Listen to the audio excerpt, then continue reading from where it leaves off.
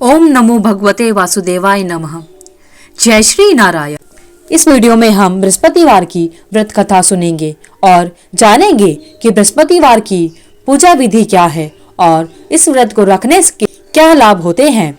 गुरुवार व्रत करने से बृहस्पति देवता प्रसन्न होते हैं। यह व्रत अत्यंत फलदायी है।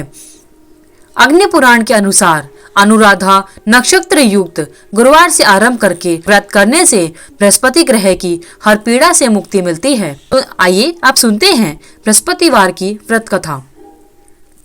प्राचीन समय की बात है। एक नगर में एक बड़ा व्यापारी रहा करता था। वह जहाजों में माल लदवाकर दूसरे देशों में भेजा करता था। वह जिस प्रकार अधिक धन कमाता था उसी प्रकार जी खोलकर दान भी किया करता था, परंतु उसकी पत्नी अत्यंत कंजूस थी। वह किसी को एक दमड़ी भी नहीं देती थी। एक बार सेठ जब दूसरे देश व्यापार करने गया तो पीछे से बृहस्पति देव ने साधु वेश में उसकी पत्नी से भिक्षा मांगी। व्यापारी की पत्नी बृहस्पति देव से बोली, हे साधु महाराज, मैं इस दान और पुण्य से तंग आ गई हूँ। आप कोई ऐसा उपाय बताएं जिससे मेरा सारा धन नष्ट हो जाए और मैं आराम से रह सकूं। मैं यह धन लुटता हुआ नहीं देख सकती। बृहस्पति देव ने कहा, हे देवी, तुम तो बड़े विचित्र हो। संतान और धन से कोई दुखी होता है। अगर धन अधिक है तो इसे शुभ कार्यों में लगाओ। कुंवारी कन्याओं का विवाह कराओ, विद्यालय और बाग बगीचों का निर्माण कराओ। ऐसे पुण्य कार्य करने से तुम्हारा लोक और परलोक सार्थक हो सकता है। परंतु साधु की इस बातों से व्यापारी की पत्नी को खुशी नहीं हुई। उसने कहा, मुझे ऐसी धन की आवश्यकता नहीं है जिसे मैं दान दूं। तब बृहस्पति देव बोले, यदि तुम्हारी ऐसी इच्छा है तो तुम एक उपाय करना। 7 बृहस्पतिवार घर को गोबर से लीपना, अपने केशों को पीली मिट्टी से धोना, केशों को धोते समय स्नान करना, व्यापारी से हजामत बनाने को कहना, भोजन में मांस मदिरा खाना, कपड़े अपने घर पर धोना। ऐसा करने से तुम्हारा सारा धन नष्ट हो जाएगा। इतना कहकर बृहस्पति देव अंतर्ध्यान हो गए। व्यापारी की पत्नी ने बृहस्पति देव के कहे अनुसार 7 बृहस्पतिवार वैसा ही करने का निश्चय किया। केवल 3 ही बृहस्पतिवार बीते थे कि उसकी सारी संपत्ति नष्ट हो गई और वह परलोक सिधार गई। जब व्यापारी वापस आया तो उसने देखा कि उसका सब कुछ नष्ट हो चुका है। उस व्यापारी ने अपनी पुत्री को सांत्वना दी और दूसरे नगर में जाकर बस गया। वहां वह जंगल से लकड़ी काट कर लाता और शहर में बेचता। इस तरह वह अपना जीवन व्यतीत करने लगा। एक दिन उसकी पुत्री ने दही खाने की इच्छा प्रकट की, लेकिन व्यापारी के पास दही खरीदने के पैसे नहीं थे। वह अपनी पुत्री को आश्वासन देकर जंगल में लकड़ी काटने चला गया। वहां एक वृक्ष के नीचे बैठकर अपनी पूर्व दशा पर विचार करके रोने लगा। उस दिन बृहस्पतिवार था। तभी वहां बृहस्पति देव साधु के रूप में सेठ के पास आए और बोले, हे मनुष्य, तू इस जंगल में किस चिंता में बैठा है। तब व्यापारी बोला, हे महाराज, आप सब कुछ जानते हैं। इतना कहकर व्यापारी अपनी कहानी सुनाकर रो पड़ा। बृहस्पति देव बोले, देखो बेटा, तुम्हारी पत्नी ने बृहस्पति देव का अपमान किया था, इसी कारण तुम्हारा यह हाल हुआ है। लेकिन अब तुम किसी प्रकार की चिंता मत करो। तुम गुरुवार के दिन बृहस्पति देव का पाठ करो। 2 पैसे के चने और गुड़ को लेकर जल के लोटे में शक्कर डालकर वह अमृत और प्रसाद अपने परिवार के सदस्यों और कथा सुनने वालों में बांट दो। स्वयं भी प्रसाद और चरणामृत लो। भगवान तुम्हारा अवश्य कल्याण करेंगे। साधु की बात सुनकर व्यापारी बोला, महाराज, मुझे तो इतना भी नहीं बचता कि मैं अपनी पुत्री को दही लाकर दे सकूं। इस पर साधु जी बोले, तुम लकड़ियां शहर में बेचने जाना। तुम्हें लकड़ियों के दाम पहले से चौगुना मिलेंगे, जिससे तुम्हारे सारे कार्य सिद्ध हो जाएंगे।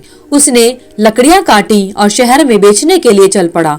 उसकी लकड़ियां अच्छे दाम में बिक गई, जिससे उसने अपनी पुत्री के लिए दही लिया और गुरुवार की कथा के लिए चना गुड़ लेकर कथा की और प्रसाद बांटकर स्वयं भी खाया। उसी दिन से उसकी सभी कठिनाइयां दूर होने लगी। परंतु अगले बृहस्पतिवार को वह कथा करना भूल गया। अगले दिन वहाँ के राजा ने एक बड़े यज्ञ का आयोजन कर पूरे नगर के लोगों को भोज के लिए आमंत्रित किया। राजा की आज्ञा के अनुसार पूरा नगर राजा के महल में भोज करने गया, लेकिन व्यापारी व उसकी पुत्री थोड़ी देर से पहुंचे, अतः उन दोनों को राजा ने महल में ले जाकर भोजन कराया। जब वे दोनों लौटकर आए तब रानी ने देखा कि उसकी खूंटी पर टंगा हुआ हार गायब है। रानी को व्यापारी और उसकी पुत्री पर संदेह हुआ कि उसका हार उन दोनों ने ही चुराया है। राजा की आज्ञा से उन दोनों को कारावास की कोठरी में कैद कर दिया गया। कैद में पड़कर दोनों अत्यंत दुखी हुए। वहां उन्होंने बृहस्पति देवता का स्मरण किया। बृहस्पति देव ने प्रकट होकर व्यापारी को उसकी भूल का आभास कराया और उन्हें सलाह दी कि गुरुवार के दिन कैद खाने के दरवाजे पर तुम्हें 2 पैसे मिलेंगे। उनसे तुम चने और मुनक्का मंगवाकर विधि पूर्वक बृहस्पति देवता का पूजन करना, तुम्हारे सब दुख दूर हो जाएंगे। बृहस्पतिवार को कैद खाने के द्वार पर उन्हें 2 पैसे मिले। बाहर सड़क पर एक स्त्री जा रही थी। व्यापारी ने उस स्त्री को बुलाकर गुड़ और चना लाने को कहा। इस पर वह स्त्री बोली, मैं अपनी बहू के लिए गहने लेने जा रही हूँ, मेरे पास समय नहीं है। इतना कहकर वह चली गई। थोड़ी देर बाद वहां से एक और स्त्री निकली। व्यापारी ने उसे बुलाकर कहा कि हे बहन, मुझे बृहस्पतिवार की कथा करनी है, तुम मुझे 2 पैसे का गुड़ चना ला दो। बृहस्पति देव का नाम सुनकर वह औरत बोली, भाई मैं तुम्हें अभी गुड़ चना ला कर देती हूँ। मेरा इकलौता पुत्र मर गया है, मैं उसके लिए कफन लेने जा रही थी, लेकिन मैं पहले तुम्हारा काम करूंगी, उसके बाद अपने पुत्र के लिए कफन लाऊंगी। वह स्त्री बाजार से व्यापारी के लिए गुड़ और चना ले आई और स्वयं भी बृहस्पति देव की कथा सुनी। कथा के समाप्त होने पर वह स्त्री कफन लेकर अपने घर गई। घर पर लोग उसके पुत्र की लाश को राम नाम सत्य है कहते हुए शमशान ले जाने की तैयारी कर रहे थे। स्त्री बोली, मुझे अपने बेटे का मुख देख लेने दो। अपने पुत्र का मुख देखकर उस स्त्री ने उसके मुंह में प्रसाद और चरणामृत डाला। प्रसाद और चरणामृत के प्रभाव से वह जीवित हो गया। पहली स्त्री जिसने बृहस्पति देव का निरादर किया था, वह जब अपने पुत्र के विवाह के लिए पुत्र वधू के लिए गहने लेकर लौटी और जैसे ही उसका पुत्र घोड़ी पर बैठकर निकला, वैसे ही घोड़ी ने ऐसी उछाल मारी कि वह घोड़ी से गिरकर मर गया।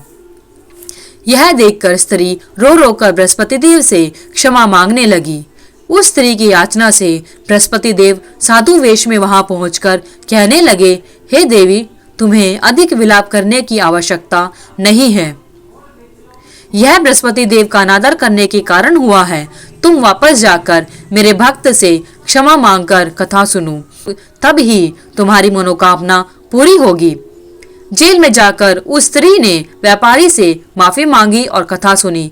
कथा के बाद वह प्रसाद और चरणामृत लेकर अपने घर को वापस आई। घर आकर उसने चरणामृत अपने मृत पुत्र के मुंह में डाला। चरणामृत के प्रभाव से उसका पुत्र भी जीवित हो उठा। उसी रात बृहस्पति देव राजा के सपने में आए और बोले, हे राजन, तूने जिस व्यापारी और उसके पुत्री को जेल में कैद कर रखा है वह बिल्कुल निर्दोष है। तुम्हारी रानी का हार वहीं खूंटी पर टंगा है। दिन निकला तो राजा रानी ने हार खूंटी पर लटका हुआ देखा। राजा ने उस व्यापारी और उसकी पुत्री को रिहा कर दिया और उन्हें आधा राज्य देकर उसकी पुत्री का विवाह उच्च कुल में करवा दिया और दहेज में हीरे जवाहरात दिए।